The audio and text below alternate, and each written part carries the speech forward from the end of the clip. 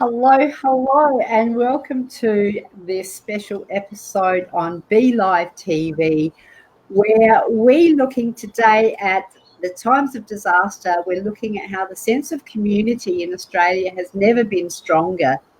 This is a special live broadcast, and we're focusing on just a few stories of how the Australian communities rally together. Now, we've got several guests joining us today. Them have a unique perspective and involvement in the fires. We're talking to people from Queensland, Victoria and South Australia. I'm Adaire Palmer, and with me today is co-host Szebastian. Is it Onne? Onne. It's Szebastian Onne. I know, my name confuses everybody. That's totally cool, and thank you for co-hosting. We were having Theonie as well as co-host, and she's an apology. So wherever you are, Theonie, enjoy, and we will see you on the flip side. Irene's here with us. She's here in spirit with us, so we're all good. Thanks for joining. Irene, and she says, Adaire, you look amazing. I thank you. Nothing like good lighting. They call it Botox in a bowl or something. Hey, we'll just say avocados, okay? So before we bring on our first guest, please remember to make sure that many, many people see this broadcast. And a very special thank you to Be Live, who are the sponsors of this show. If you'd like to join us live, we are on the B.live page, and we are also cross-posting to other places. We've got watch parties going all over Facebook. So if you're on any one of those other places, please come over to B.live and join us live so you can comment, ask your questions, and say hi to the amazing people. So the first guest today is John Probert. John is the regional commander of the South Australian Country Fire Service and Deputy Incident Controller for the bushfires on Kangaroo Island. So just bringing John in. Welcome, John. How are you? Yeah, a bit weary Adaire, but going pretty well. Good. Yeah, you're on location in Kangaroo Island at the moment? I am. I'm currently in Kingscote on KI. Okay, so what's the situation there? Well, it's been pretty sad. There's been over 200,000 hectares of the island have been burnt, and along with that, in that 220,000 hectares, there's been nearly 90 homes lost, along with over nearly 400 outbuildings. And very unfortunately, there were 2 lives lost in this fire. And of course, because of Kangaroo Island and all of its natural values, there's been an enormous number of wildlife that have been lost as well. So saying that, the island's a pretty resilient place, and there's still some very beautiful places on the island still left for people to have a look at and enjoy. So John, it's been quite an extended, you call it campaign, I think, don't you? Yeah, we do. From my emergency services days, I do recall there was a name that was sort of bandied around a little bit. There was a campaign fire, and so you would have had lots of people and lots of resources deployed over there to Kangaroo Island. Look, we have. We still have 100 firefighters on the ground and about 30 fire trucks. We also have ADF, the Defence Forces, over here helping with us as well, along with St. John's, Red Cross, and many other organisations, all working together to do the best we can for the KI community. So I believe you said it was over 200,000 hectares. And for people who don't know, where is Kangaroo Island? Okay, well, Kangaroo Island's 12 kilometres off the coast south of Adelaide. It's obviously in South Australia, and it's one of the largest islands in Australia outside of Tasmania. So it's quite a large island. And two-thirds of it has been burnt out. That's correct.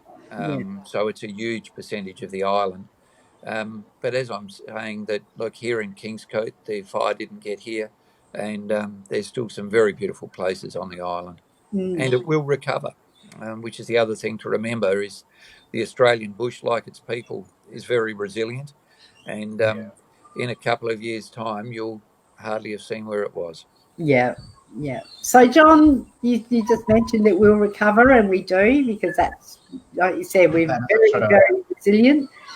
What sort of things can people do to help the recovery, or to help if they, what can we do from wherever we are?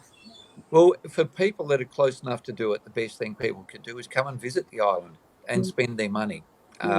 It's one of the things that buy locally. We don't need goods and so forth sent in from other places, but it's supporting the local community by purchasing locally on the island. And if people do wish to donate, and I won't go, there's numbers of sources they can donate through, then money is probably the best thing that can happen, because that's what's going to boost the economy on Kangaroo Island. And Kangaroo Island is, that's one. I mean, it was almost like not long ago the whole of Australia was alight. So, and it's really good to get your perspective from on the ground, for even after the immediate fires of, once you've gone out of the crisis, there's still a lot of work to be done. There's going to be months of work here, if not years, to actually bring it back to where it was. And there's been some massive infrastructure destruction on the island, including the major visitor centre in the park, and Southern Ocean Lodge, which is one of the best motels in the world, which has been totally destroyed and will take quite a lot of rebuilding. Yeah. Well, John, thank you so much for joining us. No worries. My pleasure. And thank you for that. And I'll leave you and get back to work. Well, I know you've been on night shift, I believe. So, And thank you for your service. Everything you guys are doing, just thank you. Yeah. And thank you. And to all the fire services and all the emergency services, support services, and community volunteers, people are it really is heartwarming to see when people just roll up their sleeves and pitch in. Absolutely. Thank you, guys. Thanks again, John. Thank you. Okay. Bye. Bye. Take care. That's John from Kangaroo Island, Deputy Incident Controller over there, starting on the relief and recovery efforts now after the major incident has passed. So, and the thing is, they're the real heroes. They're the real heroes. We will read about them, we listen about them, we hear about them, and we know not even the portion of what they actually witness every single day. And to me, the strength that requires to witness everything right before your eyes, and you just don't have the time to think about it. You just have to focus and just try and save and save and save. Yeah, it's just salute to them. Yeah, amazing people. And speaking of amazing people, our next guest is lovely Rachel Ireland. Here's your warning: 3, 2, 1, boom! You're in the show.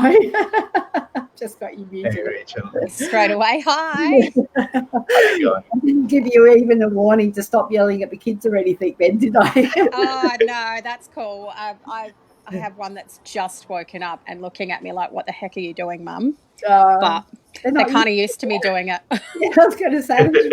Yeah. So Rachel, thank you so much for joining us today, and I just wanted to invite you in. We have the special invitation for you, is particularly because you are a survivor, not just a survivor, but a thriver from a past event, a past bushfire. Yeah, absolutely. So would you like to share a little bit about your experiences of and when it happened and what happened? And yeah, sure. Yeah. So we experienced Firie bushfire. At that time, my family and I were living on the Adelaide Plains, and my husband is a CFS volunteer. which is amazing of him, because what he saw, like Szebastian was just saying, it was insurmountable to be able to comprehend the devastation that he saw. He watched our own house burn, and then continued fighting to save other people's houses, which I thought, oh gosh, like I was devastated when we found out that we'd lost a house. I don't think I could have functioned very well in the same role that he did. So I'm pretty proud of him. He's a pretty tops bloke. But yeah, we lost everything, and we have 4 small children. Not so small now, but back then they were all under 10, and it was really quite a crushing journey. So my heart breaks for all these people that are going through the start of that journey, because I know how hard that road is. So you can't have the TV on. Sorry. I love it. Could I just say, thank you so much for doing this, because you have, of course, your husband is doing the great job of volunteering, but on top of that, you've gone through this, you've lost everything, and you haven't lost the courage, and that's what the Australian spirit is. And you are showing what Australia is about, that no matter what happens, we get up and get on, and get on with our lives, and we still thrive, and we don't let any hurdle stop us or break us down. So thank you so much, first of all, for sharing your story. Thanks. I didn't feel like I had a choice. I thought, I'm just a stubborn bugger. So you got to get up and get on with it. And I don't want another family to experience what mine has. So no, mate. True. So you're inspired to write a book, Rachel? I was. And what's the title of that book? Want to tell me, Adaire? Yeah. It is called From the Ashes of Eden, and it's just describing, your home becomes your place of refuge and your little oasis, and to me that was my Eden. It took a long time for me to be okay within those walls, and by the time, I say to some friends, by the time I was comfortable in our home, it was taken. So yeah, we rebuilt from the literal ashes of our Eden. So it seemed like it was an apt title for the description of my journey and my family's journey. Yeah. And you had a particular interest in helping people that have been through significant trauma. Absolutely. And I want to make a difference in recovery in the future, because to me, the assets that are available after a incident aren't significant enough. Mental health plays a massive role in the healing process, and there's different stages of the mental health, because you're going through stages of rebuilding and putting things back together, and there's different hurdles to overcome. And even now, we're 4 years post-incident, and there's still things now that will trigger that memory, that trigger that fight, flight, freeze, that I work through, that my kids work through. We've just had one that, it's 4 years post, and he had an absolutely huge breakdown because everything had changed for him. There had been so much change. Just ignore the 5-year-old behind me. I just like that we're raw and real, and this is, life. Yeah. My life with children. Yes. Hey, that is Australian life, and that's the thing. No matter what happens, we go on, and including the little children, and we keep smiling, and we keep helping each other. I'm just so proud of you, and everything that you've done. Thank and you. This book, I think, and I've only started reading after I had a word with Adaire, and I started looking and I started reading, and just gone through the first chapter, and I mean, it's raw, and it's supposed to be. It's. I think anybody who's lived in Australia, anybody who's lived in the bushes and has experienced this, they will connect with it. And the biggest thing is, people who haven't been there, people who haven't seen what it is like, they need to know. And this book really shows both the disaster and the courage and the resilience. Thank you. That's so sweet. It's the best thing I've heard on my first Australia Day broadcast. Yeah. There you go. Thank you. We have to say, no matter what happens, I still have to say, happy Australia Day to everybody, because yes. You know, I'm actually very glad, Adaire, we chose this day, because this is the day we can say, you know, Australia Fair, and no matter what, we're going to rise up again. Yes. Very poignant. It's a very poignant day. It absolutely is. And thank you for bringing that up, Szebastian, because it just totally escaped me. I'm so focused on talking to you. and look, we're covered in the Australia Day, little Australia down here, and the flag. So I couldn't forget, because I'm also Indian, and it's also India Day. It's the same day. So for me, it's a big occasion, and both countries are going through a rough time right now, and both countries are showing what resilience and communities, you know, can do together. So I'm really proud of being part of both countries, you know. Yeah. So they say it takes a village to raise kids, but it's also like that in life in general. It takes a village, and community is so important. It really is. So Rachel, do you have, you know, the losses have been quite substantial, and the devastation is like really it's total and utter. Even what Johnson was saying before, just on Kangaroo Island, which is, you know, down at the bottom of South Australia, and the people there they're people with their lives have been turned upside down, and so someone who's been through that, and 4 years on, do you have anything that you'd like to share? I have so many things that I'd like to share, but I don't think we have the time for it. But I think the main thing is support for these people that are walking that same journey. You know, total loss is difficult, and I think when you're in that area, a lot of people compare traumas, and that's not okay. You can't sit there and say, I lost all my garden, and that is the same as you losing your house. I say to people, trauma is trauma. We get to own our own trauma, but not minimize another person's. It's not fair. And for those around, they're going to need long-term support. It's not like I was talking to a few people yesterday, and they'd already forgotten about the fires up in the hills that happened just before KI went up. And I'm like, that's the problem. We forget so quickly, but in these people's journeys, their reality is right there. Oh, hi, Theonie. Love you too. Theonie, good to see you.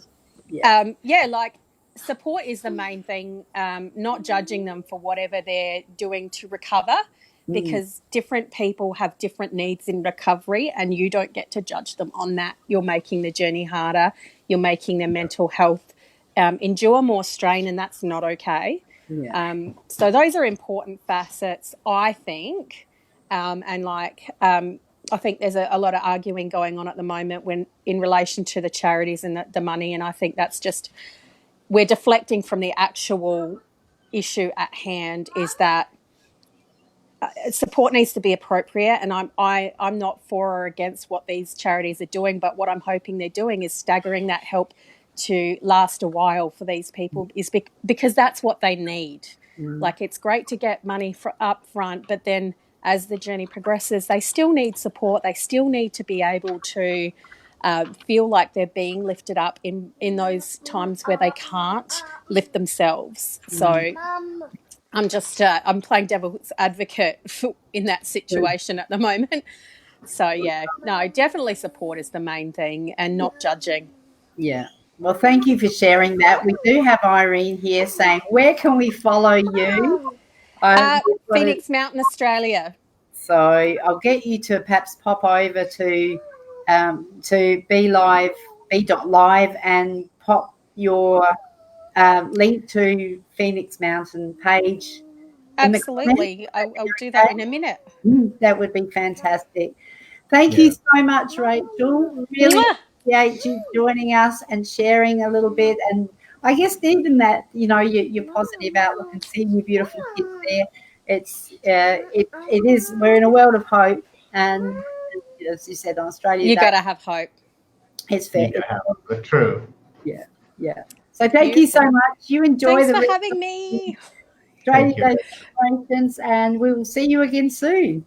For sure. Bye, guys. Take care.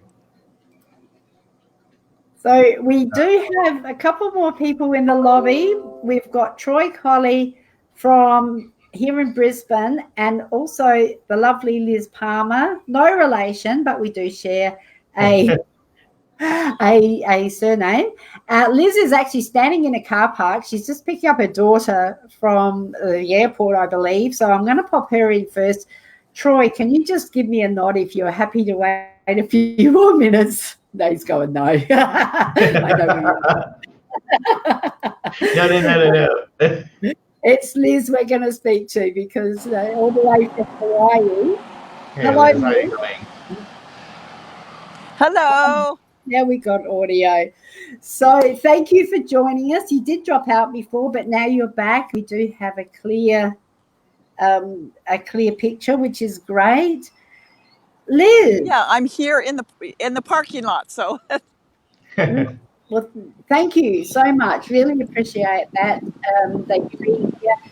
Your efforts in with wildlife have been phenomenal. So can you just share a little bit with your background of a new Australian? I know. Well, I've been in Australia for 3.5 years now. I can't believe how much time has gone by. But I'm from the United States, from Oregon, and I came to Brisbane actually 4 years ago to visit my cousin, and then I ended up taking Australia as my home. So I live in Adelaide, and I love it there, obviously. So, and welcome to Australia. I think you've just had your permanent visa, haven't you? Your visa. I've got my bridging visa, so they still have a little bit of control over me. But it's I can officially work now, so I'm happy to be there. So you are closer. You're closer. Yes, I'm closer for sure. But so, you'll be Australian very soon, be sure. Yes, you already are. Yeah. So your story is about seeing the devastation and rallying help, and you've been using Facebook to get people involved and put out calls to action and share the sorts of things you're doing. And I know that you've particularly been touched by what's happening with the koalas. And do you want to share a bit of the story of how that's working for you? Well, it just, this is my first fire season. I've heard of fire seasons before. I have a friend in Melbourne who lived through that terrible fire. And as of course, at Christmas time, when I saw it all happening, it was devastating to see. And I was just so incredibly sad and felt powerless. And I just saw somebody post and say, hey, can somebody do some laundry for the koala center here because we need towels? And I went over and did my first load of laundry, took it to the laundromat. And then pretty soon I was going over there every day, and my car was being filled, smelling more like eucalyptus than a car, with koala poo. And it started to, add up, going to the laundromat. I was spending $50 to $70 every day doing laundry. So I was encouraged by my friends in the United States to start a GoFundMe. And I was able to raise over $1,100 American dollars, and I just donated the whole thing to the Adelaide Koala Center and continued to go and do laundry. They have commercial laundry now that's been helping, but it was just my little way of helping and doing something very menial, but very important. I think that's really critical, isn't it? And look, there's nothing small, in times like these, there's nothing small, and it's not even about the money, it's not about the funds, it's about the spirit, it's about the intention, and what you're doing is bringing an entire global community into a family. So thank you. It's just amazing what you're doing. And they're still following me and asking. They're saying, "What can we do?" And I'm still getting people that I don't know. And actually, here in Kauai, a friend heard about my fundraiser from another friend. She contacted me, and we're meeting for tea in a couple days. So, and I've never met her before, but she donated to the cause of the koalas. And now I'm going to Kona, and the same thing.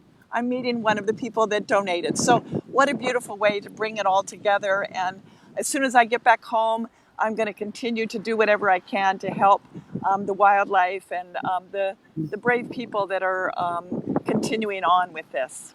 No, that's Right. amazing. And Liz, if people want to donate and support your GoFundMe, what title can they find under? Or if you can also drop in the link right after this, that would be great. Yeah, I'll go ahead and drop in the link. I'll send it to Adaire, and then she can send it. And it's basically koala laundry. That's what it's been focused on. And I'll continue to make sure that the money gets donated to the places that need it the most. That's fantastic. Amazing. Thank you. I did hear a little bird said this morning that you put up your hand to go to Kangaroo Island. I did. It was, when I heard the first question they asked, can you deal with the situation over there? And of course, who wants to deal with that? But if not me, who? So I have put up my hand, and when I get home, I'm flexible. I can go over to Kangaroo Island a week at a time, no problem, and do whatever that needs to be done. I love Kangaroo Island. I went there last year, and it's a very, very special place. It is. It's beautiful. And so I know they are looking for 120 volunteers to go over to Kangaroo Island and help feed the koalas. I did see the photo of, I was on your profile, Liz, where the Australian Defence Force, the Army, they had them lined up with koalas. And I know. Yeah. Well, the way I look at it, Adaire, is I have 119 new friends to meet when I go over there, if I'm one of the 120. That is awesome. Awesome that you're helping. So, look, Liz, thank you so much for joining us. I know you're in Hawaii, standing in the car park of the airport, I believe, or somewhere. Oh, well, I just had to see my family after having so much of this trauma. I jumped at the chance to come see my family. So that's what I'm doing. Well, thank you so much for sharing some of your time or investing some of your time with us.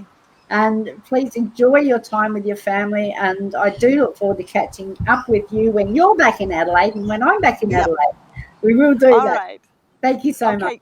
Thank you for joining, Liz. All right. Bye-bye. And this is exactly another example of just what Rachel said. Everybody has their own way of coping with it, and like she's back there right now, but how beautiful work she's doing. Just the best thing about today's world is technology and social media connects people in a way you can really bring people together for a cause like this and make such a big difference. Even there are people who can't really do much. They can, there's so many reasons people can't physically be there or can't financially help, but there's so much more that can happen through social media, through live broadcasting. And this is the spirit, and this is what every single day makes me grateful for being part of Australia, being part of this journey, that despite no matter what happens, people just get together and stand up again. Yes, they don't give up. It's just so beautiful. It's like turning your tribulations into triumph no matter what. Yeah. And we've had some, the stories we've heard, the people we've spoken to so far this morning have been pretty amazing, really amazing. We have yet another amazing person who's going to join us. He hasn't run away. He is here. I'd just like to welcome. I'll shut up. Not take his time. Hey, Troy. Troy Colley. Oh, hang on. His lips are moving, but no sound is coming out. I did have you muted. You can speak now. Happy Australia Day, guys. Happy Australia Day to you, mate. Yeah. So before we get into talking with you, Troy, I'd just like to remind people that as Szebastian said, the power of social media cannot be underestimated, and it would be amazing if you could help us make sure that many, many people see this and celebrate the people that are helping and the things that people are doing to help rebuild and it really does help us become more and more resilient, I think, when we're connected. And also a special mention to B.Live, who are sponsoring this show. So amazing live broad streaming software, without which we wouldn't be able to have the three of us on the screen or have these beautiful frames or display our names. So thank you, B.Live, for sponsoring this show. Troy, How are you? I am awesome, guys. Really good. So tell us, I mean, you were interviewed on 5 Foot Rope TV yesterday by the lovely Susie Manley. And Oh yeah. and that I watched the entire show, and I know because Troy is going to say shut up, but everything that you're doing, mate, it seems like you're using sports, you're using the community in such a positive way, involving everybody. I'm just amazed. So thank you for doing the beautiful initiative that you have started everywhere you're doing.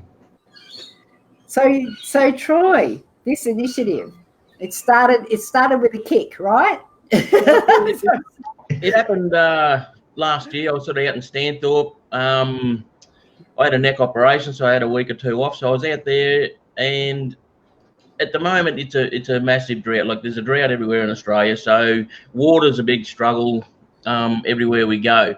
And it was only a couple of weeks ago Stanthorpe actually run out of water totally. So it's been going on out there for a long time. So halfway through last year, I was up at the footy club up there watching the boys train rugby league at the Stanthorpe Gremlins, and I said to the boys, like, why don't I bring a few sides up from down the Redlands here, and we can have a in a club competition and get some people come to the town, because at the moment with the drought, not too many people have sort of started heading out west, and it's not only Stanthorpe, it's everywhere. They sort of hear there's a drought on, no one wants to leave the city, they don't want to go out because they don't want to use the water, thinking everyone's doing the right thing.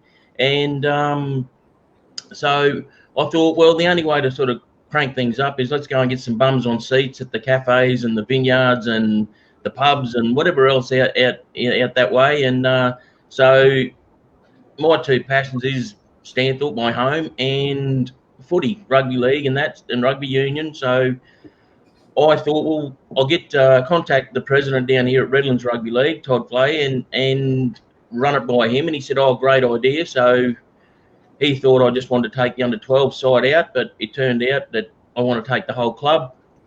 So at the moment, we're going to have, I think it's about 13 sides, and that's without sign-on. So after sign-on and that, we're probably hopefully looking at about 17 sides plus another couple of sides from Toowoomba and that going out there. So with incorporating that, we have had that many people want to jump on board down here at the Redlands. We've been lucky enough, like with the bushfires going through Stanthorpe before Christmas, and especially the Tenterfield area, they were started sort of in that sort of Tenterfield area and burnt right through. So with us taking up that many sides, we've been able to incorporate Tenterfield into this carnival. Wow. So with our A-grade side and reserve grade sides, we can bring up a Tenterfield A-grade side to play on the day as well, on the 14th of March up there. And hopefully a few more junior sides and that can come on board from Tenterfield and that, and we can double up age groups. And yeah, it's going to be a massive day out there at Sullivan Oval. So on the back of that, with Lindsay Adams from Stanthorpe Gremlins organising that side of things, and Todd Flay down here at the Redlands, he said, well, why don't we start a water drive?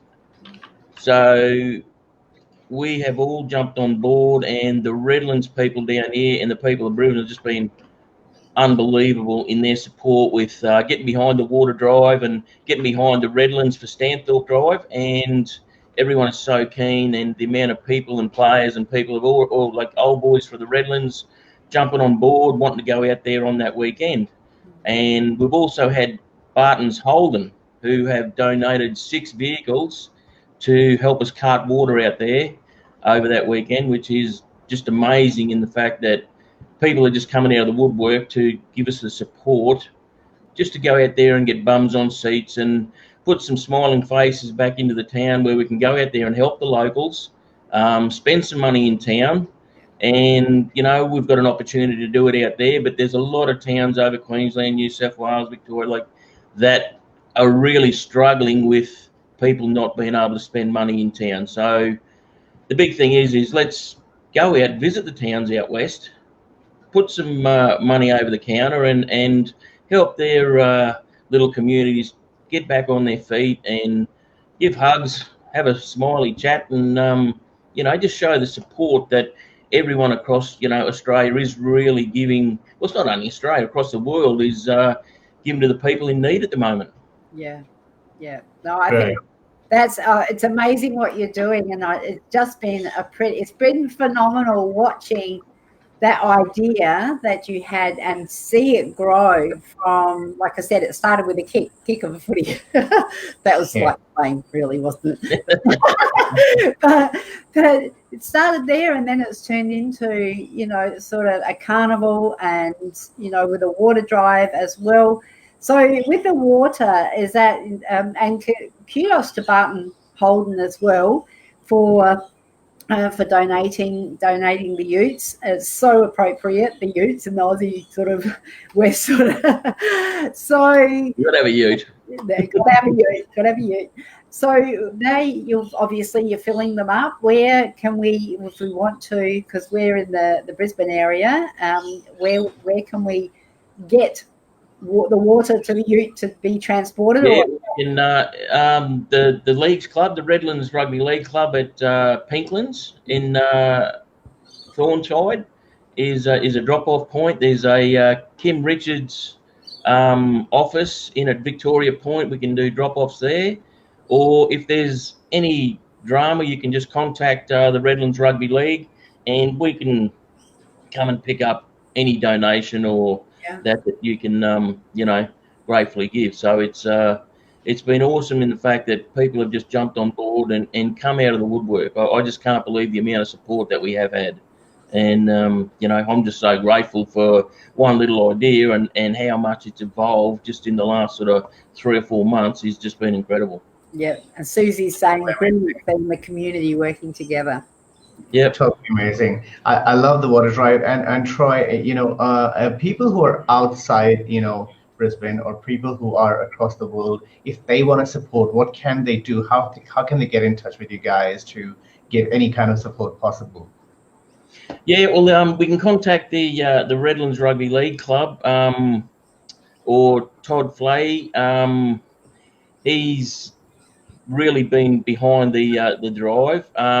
I think he's going to set up a GoFundMe also, because the other thing that I was mentioning to the club and that, like, it's great having the water that we can cart up there and that, but I thought the purpose of it is to go up and spend money in town. So if we can come across, if we can start the GoFundMe and get that up and running and that prior to us going up there, we can go and purchase the water up in Stanthorpe. Yeah. We can go and spend the money in town up there where, it's actually going to benefit someone who's in need. Mm. So, and on the back of that, we're going to have organise a fun run. Yes, yes. As soon as I was saying that, I have to say, when I heard you say this on 5 Foot Rope on the interview with Susie, fun run. Those are two words that do not go together. Oh, trust me, in my football career, it just was never, ever a fun thing. So I sort of splutter every time I say that, fun run. But we're there for a greater cause, isn't it, Troy? Yeah, that's right. So all the kids at the club are going to go down on the 23rd, and they're going to ask for donations and sponsors prior to that, and get on board, just do a 2K for a rainy day. So they're only going to do a 2K fun run and just try and raise a few funds and all that so that we can go out there, and we're going to try and get some schools involved so that the schools can actually get their donations and sponsors and whatever else, and hopefully do the fun run at the school, so incorporate the school and make the donation to getting some more water out there, and just helping the people of the Granite Belt. And it's good in the fact that the government now are shipping water in, because there is no water at all in the Stanthorpe Dam down at Storm King. So the government's shipping in there, so there's no reason for us not to be going out there. We can all get a drink of water, and if you don't like the water, well, there's always pubs and beer. That's right. Plenty of vineyards out there where you can go and get a wine, and so you won't dehydrate too much. So Troy, with the if you could get some links through to me, and for the fun run, if there's any, or the GoFundMe, any of those things, we can pop them on you can pop them on this broadcast in the comments as well, so people can further, find information. Even for the Redlands Sporting Club, they've got a page. We can pop a link there so that they have some, if people want to contact them for more information, that would be really, really awesome. And yes, and your story it's funny, the stories that are coming out, it's one common theme is that be there, be present, go to the places, help, spend your money.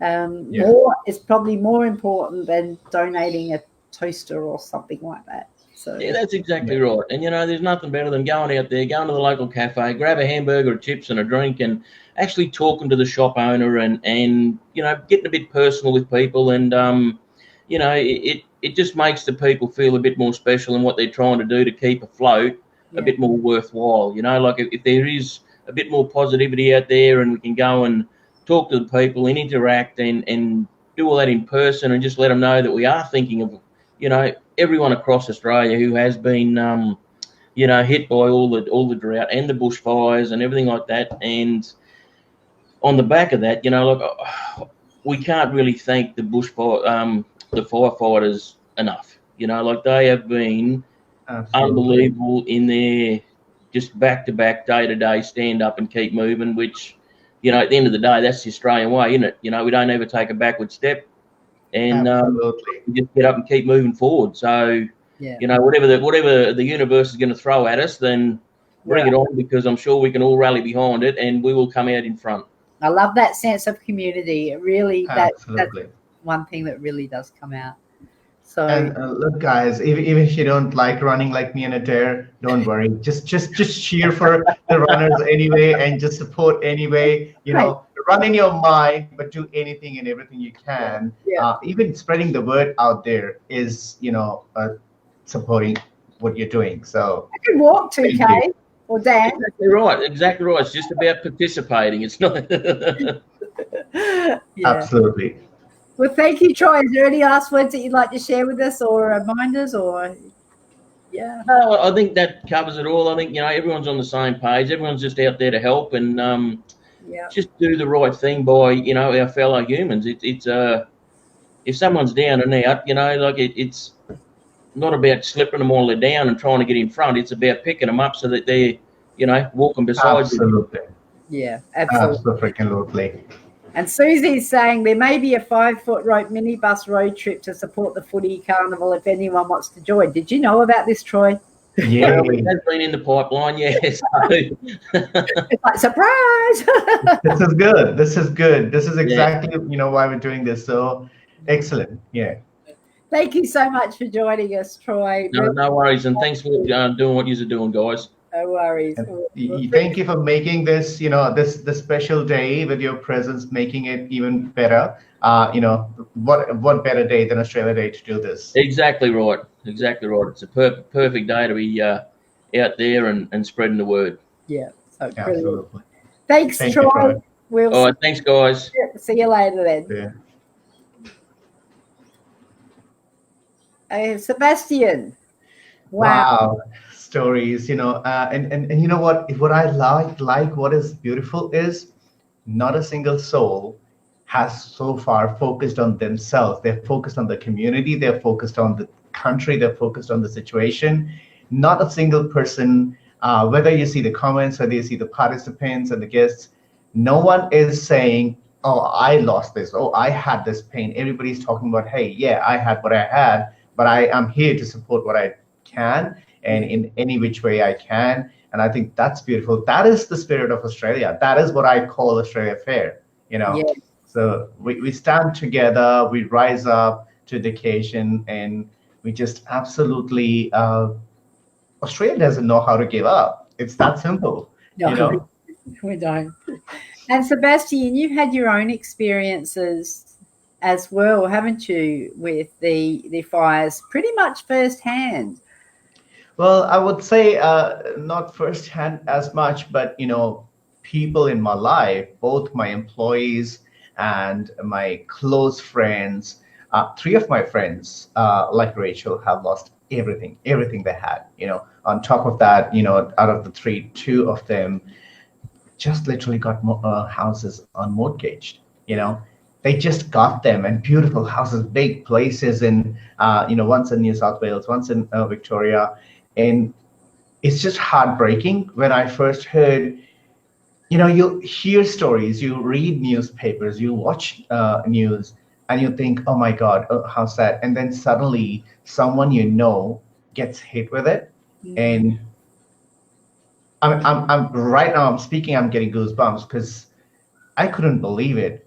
I literally, it's as much as, I'm far away from the fire, I'm safe. Everybody in my immediate community is safe. But watching my own friends, everything going down the flames and having no control over it, there's nothing they could do. It's heartbreaking. At the same time, in, same spirit, when on the day when it happened, they were heartbroken and everything. And the next morning, I'm just amazed that a guy went back to volunteer. His own house burning down. Yeah. And he went back to volunteer. He's like, well, what's gone is gone. I can't protect that. But I do have my life, and I'm going to go and do what I can in the, at this time. And we'll worry about what happened to me later. And the second guy as well. And then one of my employees, his husband actually, lost everything. And they just, it was supposed to be a surprise for my employee, and they lost everything. But despite all of that, what I like is my team some of my team has gone and started volunteering. So what we have done from our side is we were trying to find ways. We're already doing the fundraisers.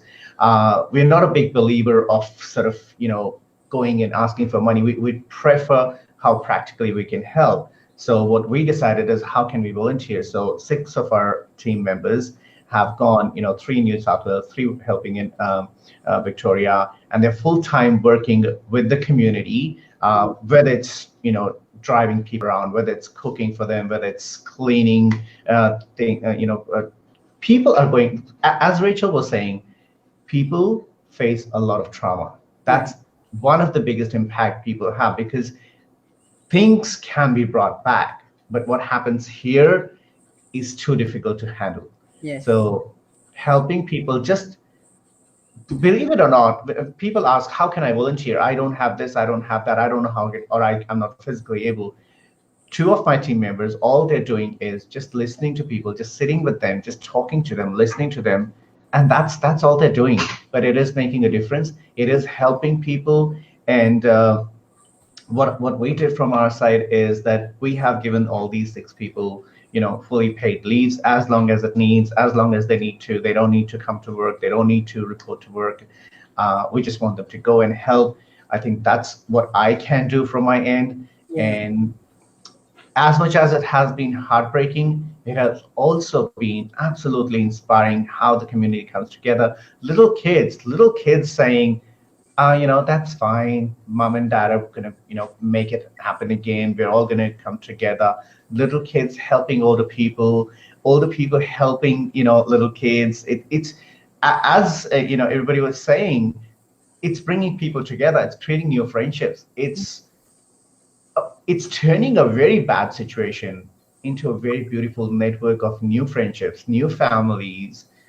And I'm just so very grateful for Australia, for people across the world, not giving up and really, being behind us with all this and standing with us and giving all the support and love they can. And that's really it. I don't want to go a lot into my story because I don't want to make it about my team or my business. For me, the focus is we had an opportunity and we took it, and we're helping any way which we can. And that's what I urge everybody else to do, that please, any way you think you can. And if you don't know what you can, don't sit there and hold your thought and think, oh, can I do this? I don't think I can. Just ask anyone, call. Even if, I would say, even if you can call the fire department and say thank you, well, don't call them, they were already busy, but if you can send them a little note, if you can send them maybe send some croissants, send anybody who's helping any which way you can help. That is support, that is love, that is resilience, and that is rising together. I would suggest that most of us would know someone or have some connection with an area that has been affected. And so if we don't know what to do, I mean, just reach out on Facebook and, just ask. There's, if there's any needs, and you'll see it come up. There's like the call for 120 volunteers to go to Kangaroo Island to help with the koala. They're actually, I read this morning that the koala, the wildlife, that the devastation is almost extinction. Oh my God. That does not compute. Well, some of the protected and endangered species are now wiped out. I mean, I don't even know how to word that, because one thing that Australia takes pride in is we have beautiful, beautiful flora and fauna. We have beautiful creatures, all sorts of animals that people have not even seen. And that's, people come to Australia to actually see these little beautiful beings, and some of them are now gone, and we don't know, if there's any left. And koalas, unfortunately, are the most affected at the time that we know of. At this stage, again, we don't know the complete details. We don't know how much more it's going to happen, and it's just really devastating, and I don't know how to bring them back. No. So we just have to hope, under the circumstances, the worst is over, I hope. And one thing I would just say is that just like Troy is doing the water drive, anything innovative, anything practical you can help with, because you know what? Right now, water drive is very smart move.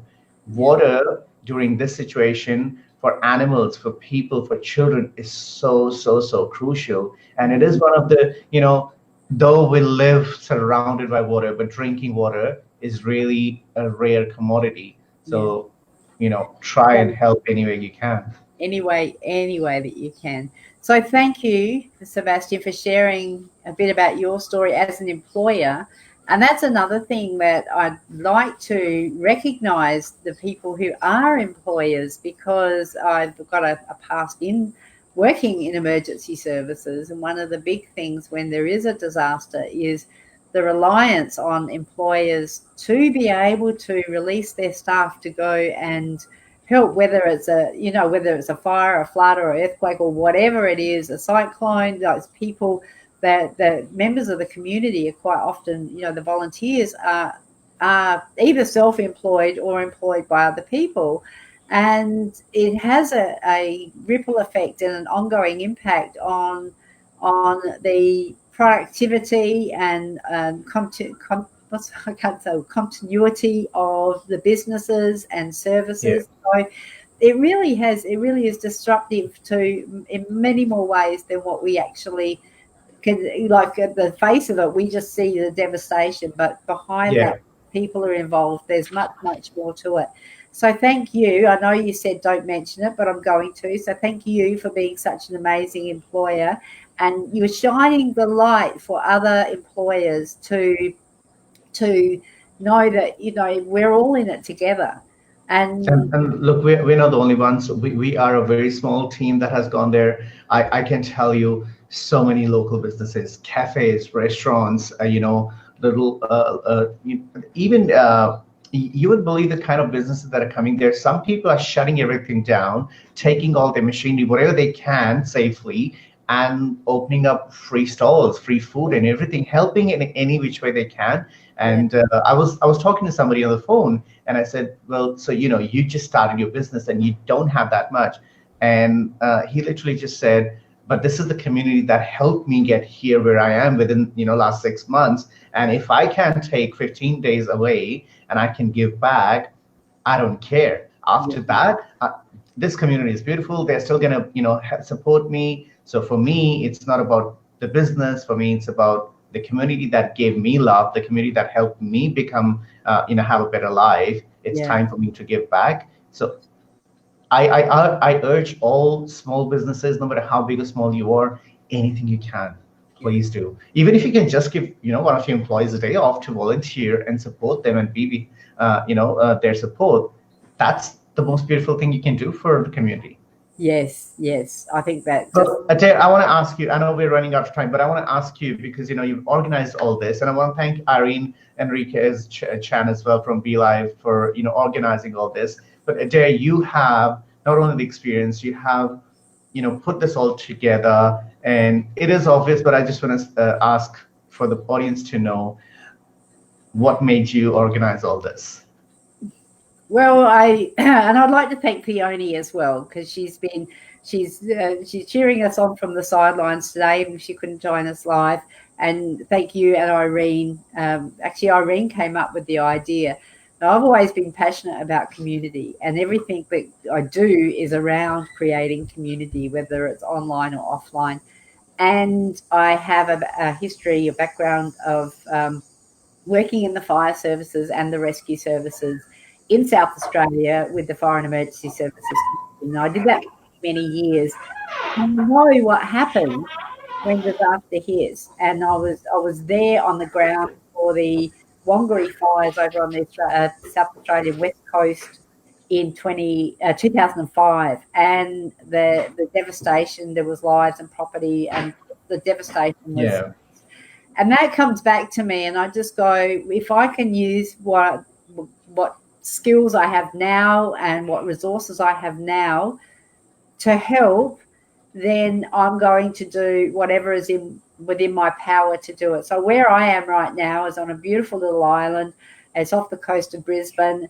We're not affected by the fires, but I know people who are affected. I've been in on the recovery committee with the Wangari fires. I know the system. I know that what people put in. I've seen the sense of community, and I know that what we can do now from where I'm sitting is if it is going live, if it is bringing people in to share their stories, if it is donating. I've donated to some GoFundMe pages for people who have set up specific funds, and when I see Liz's, I'll be able to pop a few dollars in there.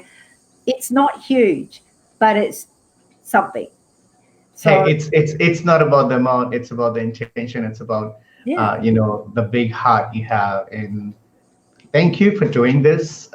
In my eyes, you are my role model, you are my hero. So thank you for doing this. And while I'm sad Theonie couldn't join, I'm so grateful for everything she is. And even from the sidelines, she's cheering us on. And Irene, thank you so much for organizing this, because these little efforts, these little, things that we can do are still making a difference. Yeah. I did have one more video that I wanted to share. Absolutely. Well, it goes for about 4 minutes. Let's do it. For those who don't know, Kerwin Ray is one of the biggest social media dudes in Australia. He's actually put out so from my point with this is from being a small business or a solopreneur or a sole business operator to a huge multi-million-dollar business.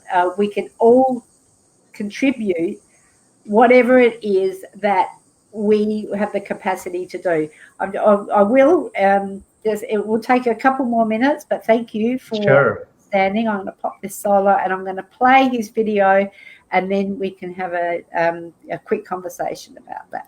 So, go.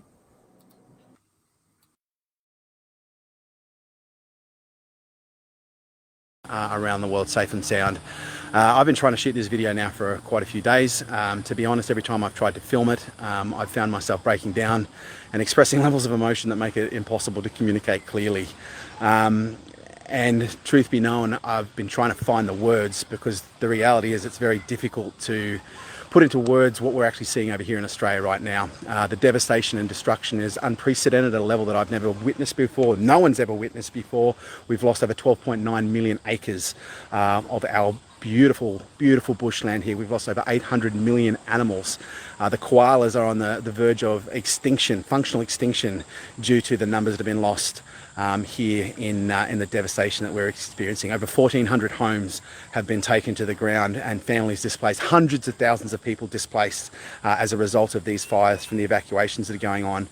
It literally is a war zone in many places in Australia right now. It's a cross between a war zone and an apocalypse. And you know, we're sitting here right now. I'm sitting here at Manly Dam. It's nice and safe and sound. There's a little bit of smoke haze here, but right now there are other families all over this country that are doing it very, very, very tough. 20 lives have been lost, which means there are now, you know, dozens of families all over this country that are going home tonight, and there is a relative, a family member, a brother, a sister, a husband, a father, you know, a son, a daughter right now that you know, is missing from somebody's family. There are wildlife that are doing it very tough, and that's why I'm here. Okay, and words are cheap, and to find the words to really communicate the devastation is going to be very hard. But words don't really match what I'm looking for right now. What I'm looking for is some action, and action to help. And so we're getting behind a number of causes here that we're going to be raising money for. The first cause that we're going to be raising money for is wires for the Wildlife Foundation, to be just looking after wildlife. There is a disproportionate amount of wildlife here in Australia that not only have been killed but also injured,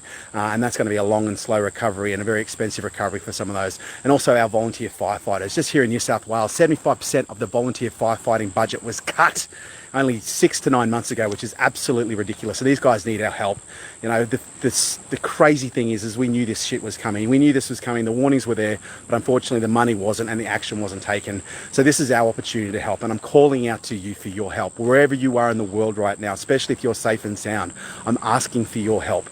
For whether you can spare $1, $2 or $10 or $100 or even $1,000, whatever you can afford, that's what I'm asking for. So to kick things off, I'm going to be personally donating $100,000 across the charities that we're going to be supporting during this campaign, which is the New South Wales Fire Rescue, the Volunteer New South Wales Fire Rescue, but also the Wires Foundation as well. I'm going to put all the details in a link below, but I'm calling out now for your help. We need your assistance. I'm not great at asking for help, but I'm not asking for me, I'm asking for the rest of Australia.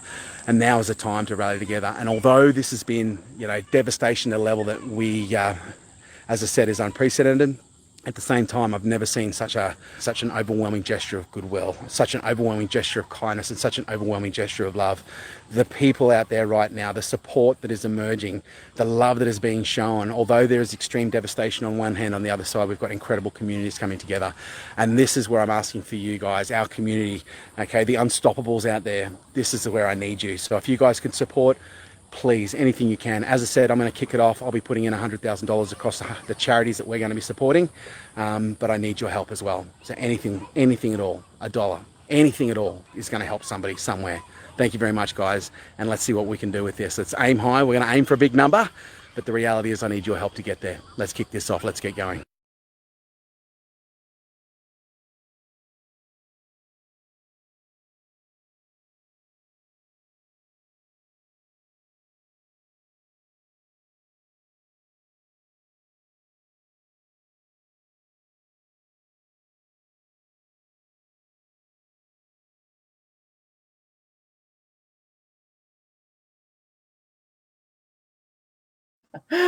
Anyone would think Theonie was here and muted me. Hello, Szebastian. We are back. That was Kerwin Ray. No, that was amazing. Beautiful message, and you know, so heartfelt. And that's everything you said is so true. Every dollar matters. Every action of support matters. So yes. You know. And we've had a huge cross section of people doing amazing things just in this 1 hour of talking to each other and sharing our stories from, you know, what's happening now and what support's needed. You guys are amazing. Thank you so much to John and Rachel and Liz and, oh my God, Troy and Szebastian, and who else do we have? I don't want to miss anybody out. Oh my God, it was. We had so many people. I'm, you know, of course, Irene and the Be Live team, Theonie, Daniel is watching right now from Be Live, Susie, Melanie, Rachel, obviously. It's so many people. I'm just, and Ross was here. So many people. getting behind this. Alicia, my partner, is here right now. Stephen Healy. I'm seeing all these people: Amy, Shilpa, Louis, Sonchit, Dash, all of these people, and so many more. So I hope I haven't missed anybody yet. But so many people are with us here right now, and we're just so grateful for this. Looks like I've lost my co-host. Have I? Or am I the one not visible?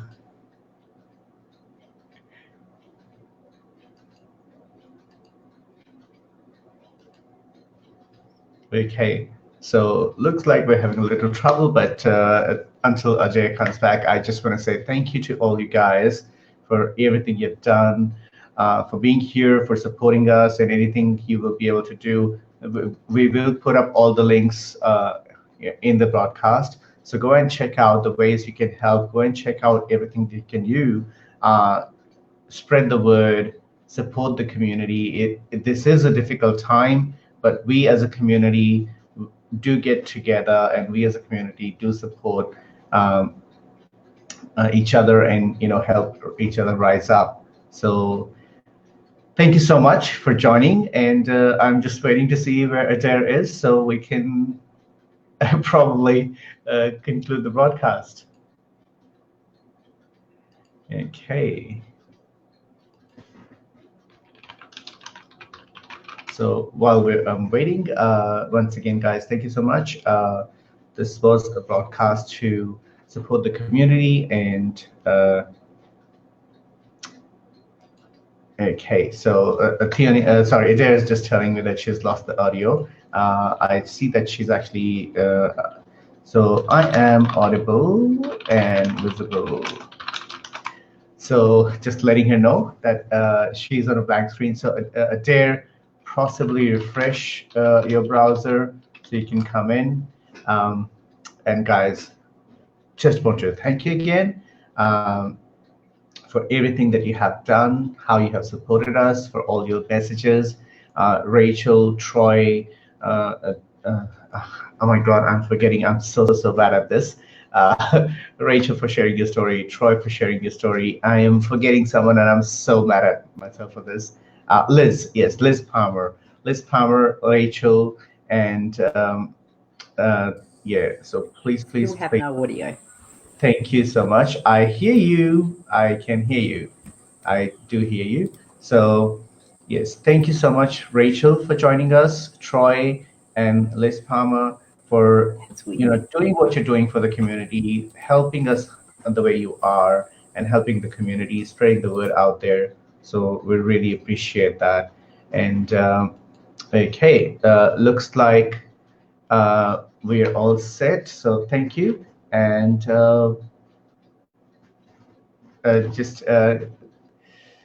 know it's late night. No, it's only 7 p.m.